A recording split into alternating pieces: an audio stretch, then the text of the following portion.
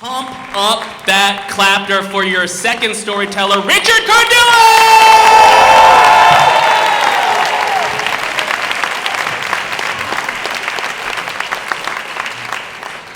Thank you.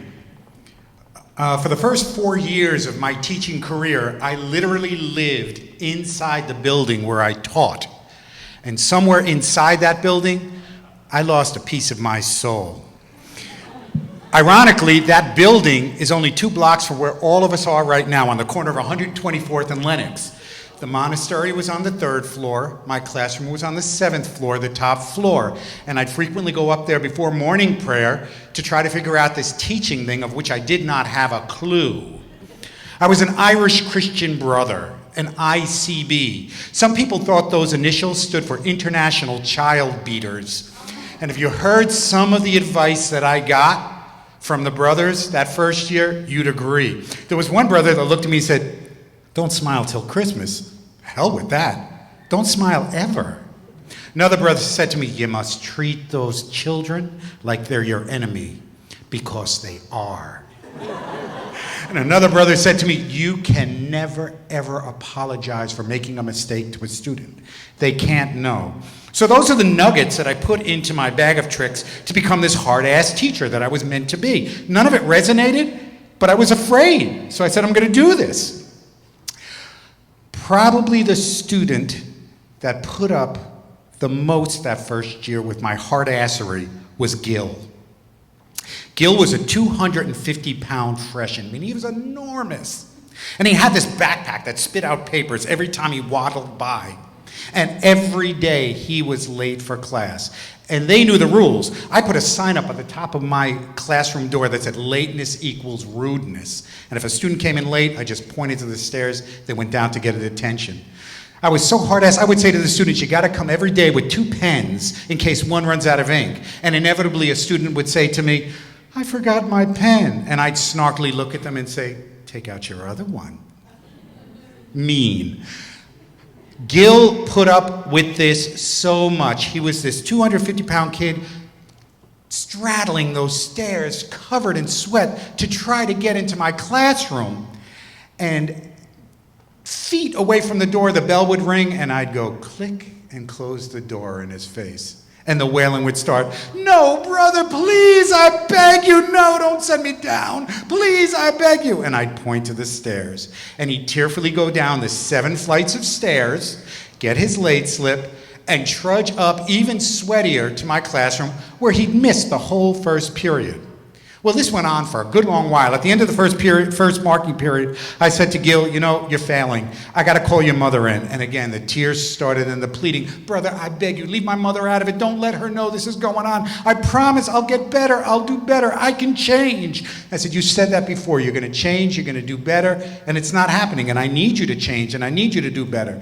He said, "I promise you, I will get better. But can I get better just a little bit at a time?" And my heart softened.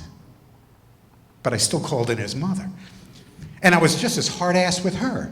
And she came in and I started railing into her. What's the story? How come you can't get him out of the house in the morning, get to school on time? Just kick him out that front door and get him to school on time. And she starts crying. And she says, "Don't worry, brother. We won't have this problem come Monday. I'll tell my boss. He could dock me pay. I'm going in later." And I did not know what she was talking about. So I asked her, "Explain." And she said, "I leave the house at 6 in the morning. Gil is responsible for getting up his 2 sisters and getting them ready, take one to daycare, one to 2nd grade, then he's got to get to school." And I was so embarrassed and my jaw dropped. And that's when I realized Gil wasn't missing school because he was heavy. He was missing school because he was taking care of his family. And that's when I decided I got to lose this hard-ass teacher thing. And it's starting right now. I can't be this hard-ass anymore. I've got to find that teacher that listens to student voice, that practices empathy. I gotta be that teacher that knows the most important thing is to know that every student has a story, and my only and main responsibility is to listen to that story. And I gotta be one of those teachers that apologizes when he makes mistakes. I started finding myself a little bit that day. About 10 years after all of that happened, I made the decision to leave the monastery, but I still wanted to stay in teaching. So I wanted to get more involved in social emotional learning of kids instead of their intellectual development. And I just wanted to see if I could make a go of it. But I also had this real strong urge that I wanted to make amends for my first year of teaching, and I wanted to find Gil and apologize face to face. And I remember the projects, they were over on 129th. I remember the projects where his mother lived, and sure enough, she was still there. I looked her up, she told me exactly where to find Gil. Gil was in his 9th year of a 10-year prison sentence at Woodbourne Correctional Facility. He got caught up in the draconian and really stupid Rockefeller drug laws. And he was doing 10 years for selling 3 ounces of pot on the street.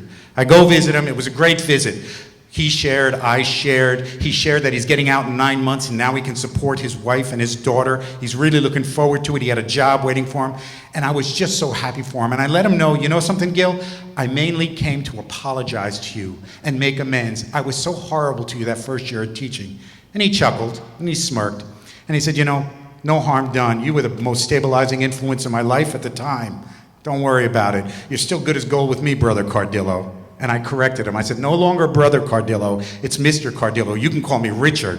And I am committed to becoming a better teacher and a better person from what I've learned. And he had a glint in his eye and a smirk on his face. And he gave me the most sage advice based on the plea he made to me over 10 years previously. And he said, listen, Mr. Richard Cardillo, you're as good as gold, and I wish you the very best for becoming the best person and a better teacher. But don't ever forget, you can get better just a little bit at a time. Thank you.